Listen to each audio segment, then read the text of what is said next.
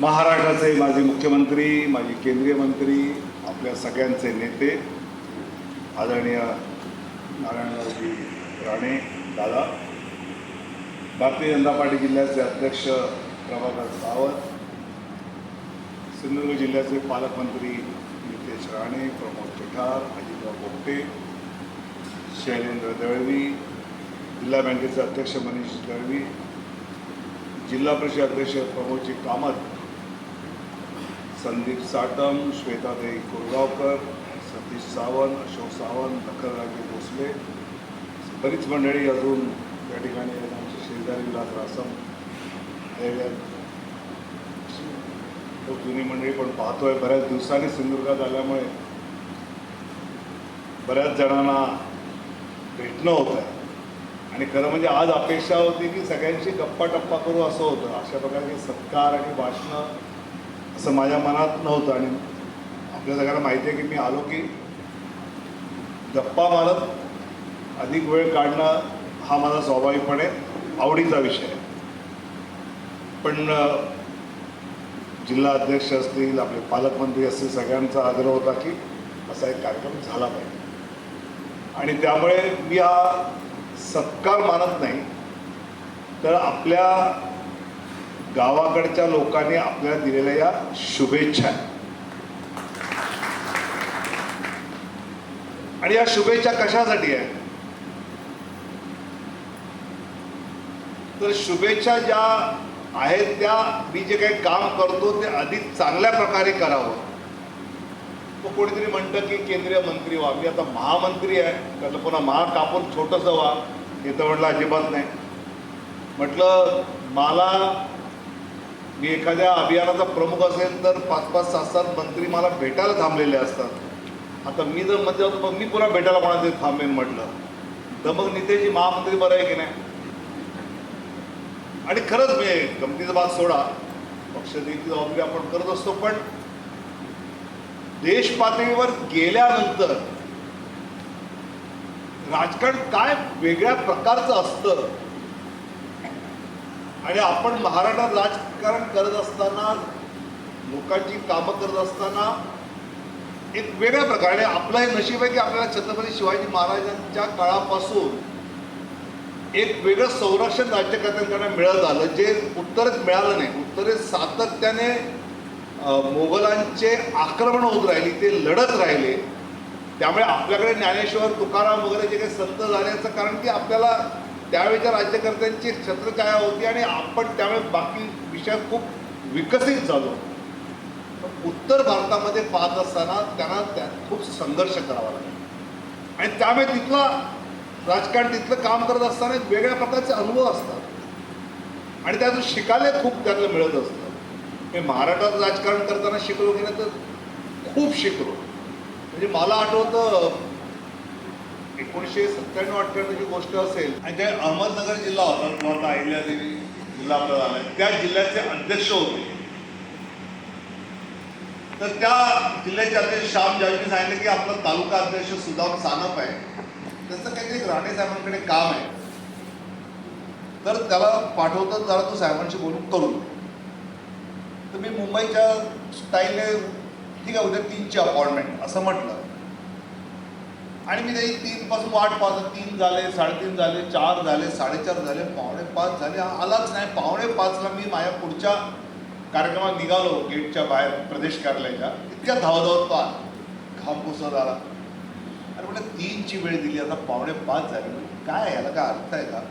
नाही म्हटलं साहेब मी STने संगमनेरवरनं निघालो, आलो नंतर बॉम्बे सेंट्रलला ट्रेन पकडली आणि 10 मिनिटात खरं म्हणजे चर्चगेट येतं पण 10 मिनिटं झाली आलं नाही. पण बघितलं तर मी उलट्या ट्रेनला बसलो आणि मग पुन्हा दादरला उतरला, पुन्हा इकडे आला. असं करत म्हटलं बोल काय काम काय सांगितलं काम. मी त्यावेळी मोबाईल नव्हते पण प्रदेश कार्यालयाच्या गेटवरच लँडलाईन होती. तिथं मी राणेसाहेबांना ऑफिसला फोन केला आणि म्हटलं की असं असं काम आहे. दादा म्हणाले की लगेच पाठव, मला एका मीटिंगला जायचं आहे. तर मी त्याला गेटवरनं सांगितलं की तू आता जा ताबडतोब, कारण साहेब बिझी आहेत, ते निघणार, तू त्यांना जाऊन भेट. तिला भेटला. मला दादा म्हणले की त्याचं काम मी केलं आहे. तर मी प्रदेश अध्यक्षाला, जिल्हा अध्यक्षाला कळवलं, त्याचं काम झालं सुदाम सानपचं. म्हटलं काय फायदा, म्हटलं म्हणजे तर काम झालं ना म्हटलं, तर फायदा काय म्हणले, म्हणजे तू त्याला पार्टीच्या कार्यालयाच्या दारावरच फुटवला. आमच्याकडे काम हे नशिबाने होतं, प्रदेश सरचिटणीसच्या केबिनमध्ये 5 मिनिटं चहा प्याला तर आम्हाला बरं वाटतं.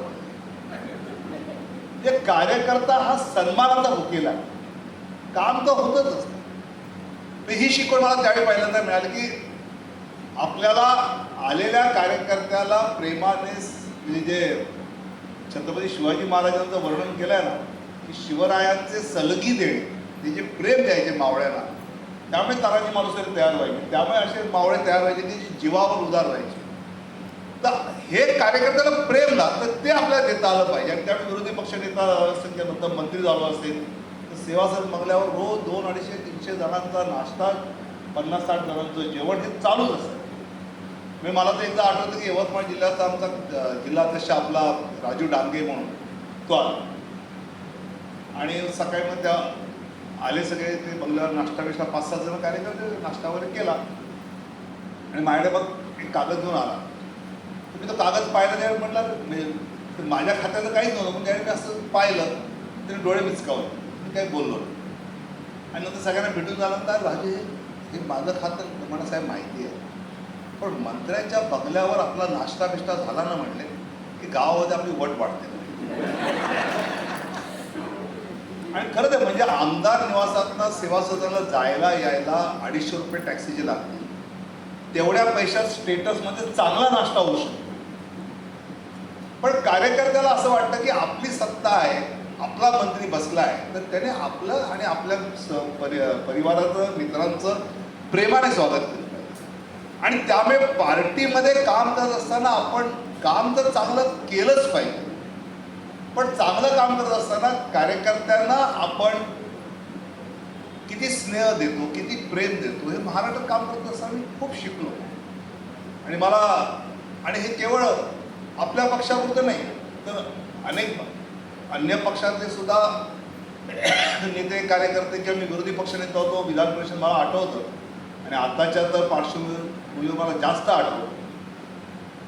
त्यावेळी अजितदादांवर आम्ही पाटबंधारे या इरिगेशनचे आरोप जोरदार तडाखे बंद असे दडपून त्यांच्यावर आम्ही आक्रमण करायचो. आणि जेवणाची सुट्टी झाली की दादा त्यांच्या डेप्टी CMच्या केबिनला, मी माझ्या विरोधी पक्षनेत्याच्या केबिनला जायचो.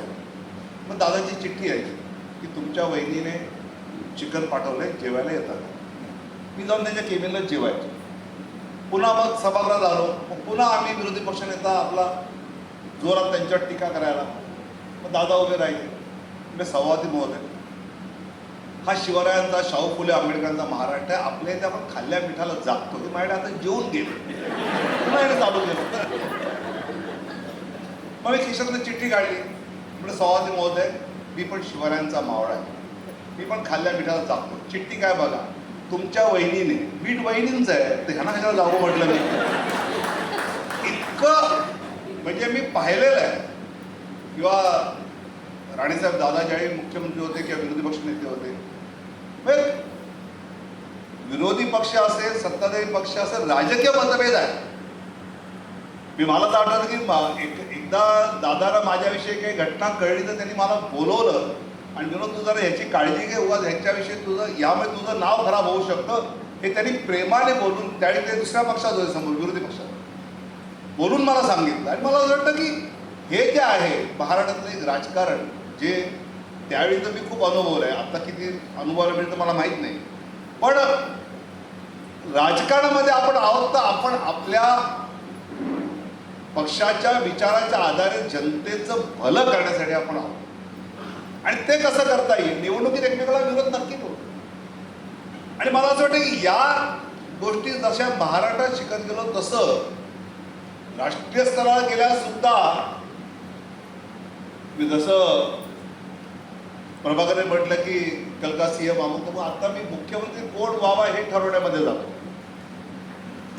म्हणजे मी ठरवत नाही, त्या ठरवण्याच्या टीममध्ये असते की माहिती. आता उत्तर प्रदेशचा काल मंत्रिमंडळ विस्तार झाला, तर त्यासाठी पक्षाने मला जबाबदारी दिली की जाऊन ते जरा चर्चा करून कुठल्या समाज घटकाचे, कुठल्या भौगोलिक भागाचे, विदर्भातला आहे का, पश्चिम महाराष्ट्र आहे का, नाही आहे का, असा सगळा अभ्यास करून एक तिथल्या 12-15 प्रमुख नेत्यांना भेटून एक अहवाल मी सादर केला.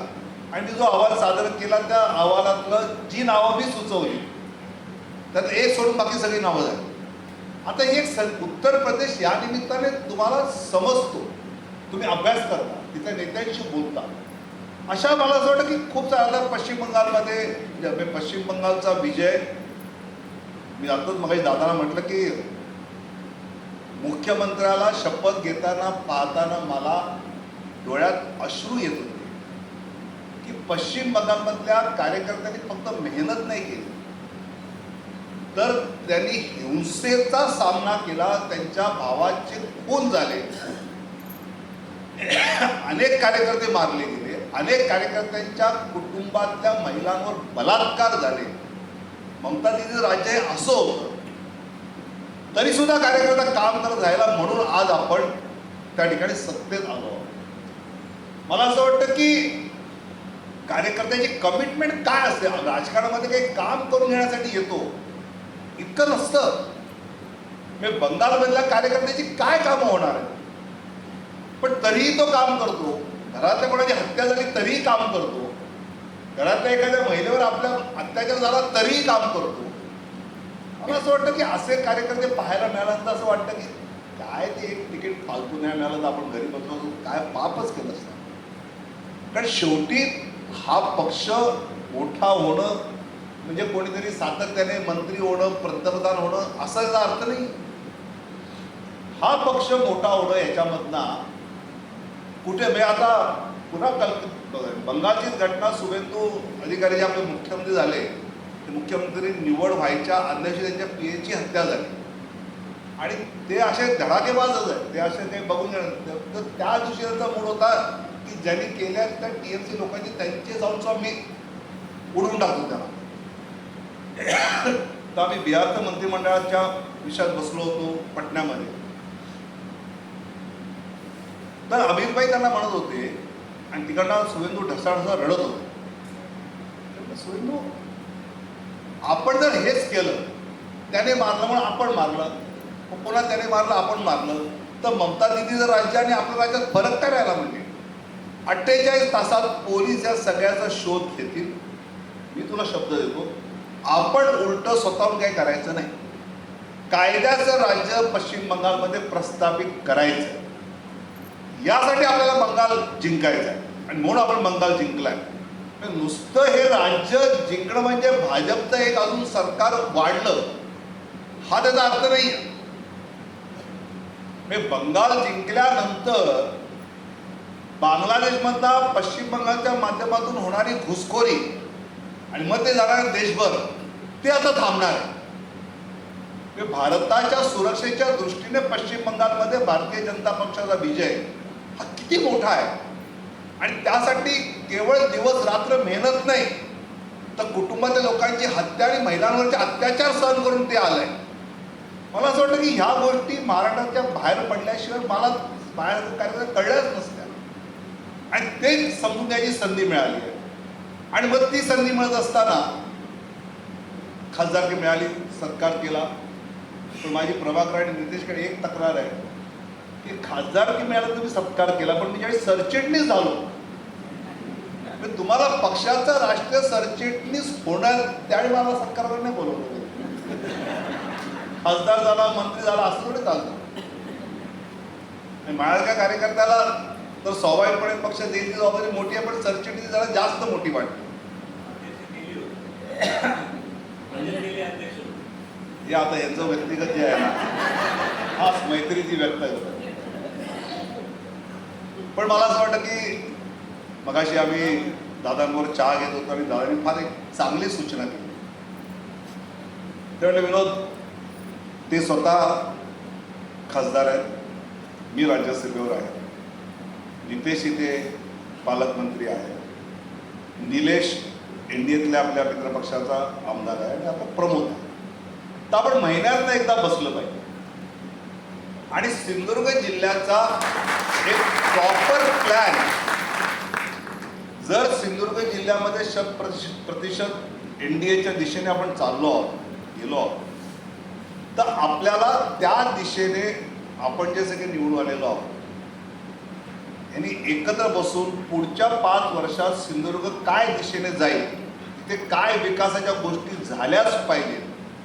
मग मुंबईत काय अडकलंय ते बघू, दिल्लीत काय अडकलंय ते आम्ही बघू, पण आपल्याला सिंधुदुर्गचा पुढच्या काही वर्षांचा एक विकासाचा रोडमॅप बनवला पाहिजे, त्याचा एक डॅशबोर्ड बनवला पाहिजे आणि त्याचा दर महिन्याला आढावा घेत आपल्या 5 जणांनी कामाचं वाटप करत ते पुढच्या याच्यामध्ये काही करून पूर्ण करायचं म्हणजे करायचंच या निर्धाराने पुढे गेलं.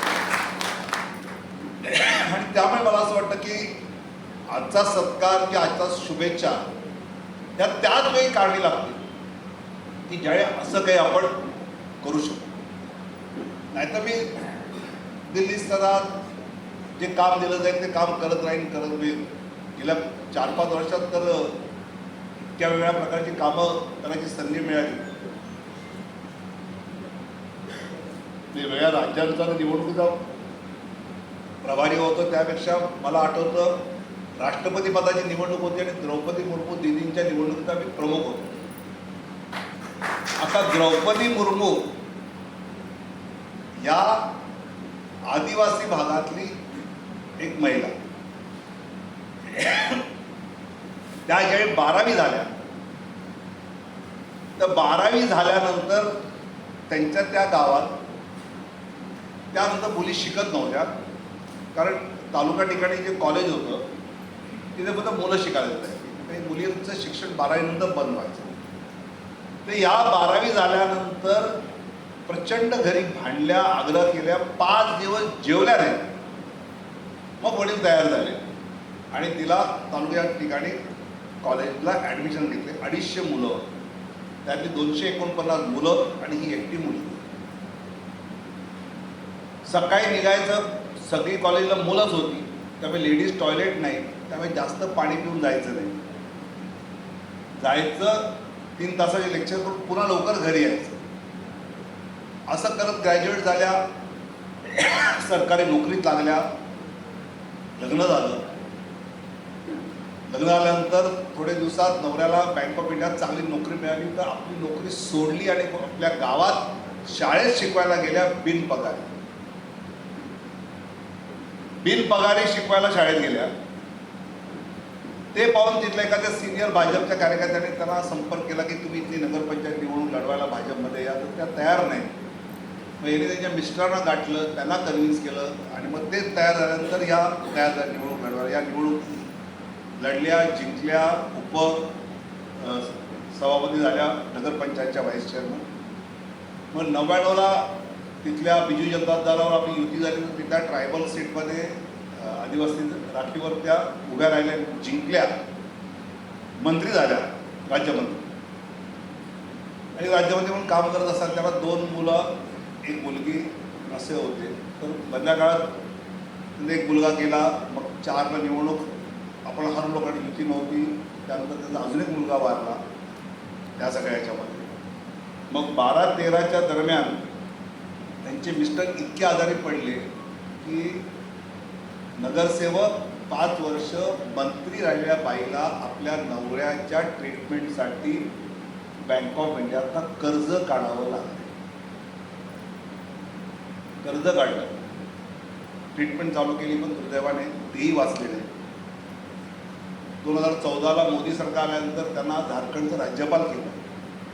मला त्याने पासबुक दाखवलं कौतुकाने, गमतीने, की पहिले 11 महिन्याचा पगार हा बँकेतले हप्ते फेडतो. म्हणजे वरती जी काही नावं निवडली जातात ते अशी कुठेतरी उचलून आणली जात नाही. आणि किती जमिनीवर एक मीटिंग संपवून आम्ही रोज सकाळी 6ला निघायचो, एखाद्या राज्यात जायचो चार्टर्ड फ्लाईटने, आणि रात्री 11ला वगैरे यायचो.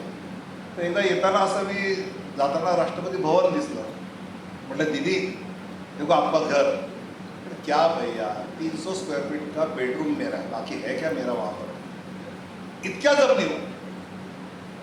आणि मी ज्यावेळी ते निवडून आल्या आणि मग त्यांचा शपथविधी होता, तर मी त्या दिवसापासून त्यांना भेटणं बंद केलं. कारण एकदा त्यांच्यावर इतका दिसलो आहे मी सगळा, तर मी म्हटलं पार्टीचा महामंत्रीच्या ऐवजी राष्ट्रपतीचा अपॉइंटमेंट मंत्रीच व्हायचं. हे सगळे मला फोन करायचे, जरा आम्हाला भेटून दे, आम्हाला अपॉइंटमेंट दे. मग मी म्हटलं आता वर्षभर आपण भेटायचंच नाही.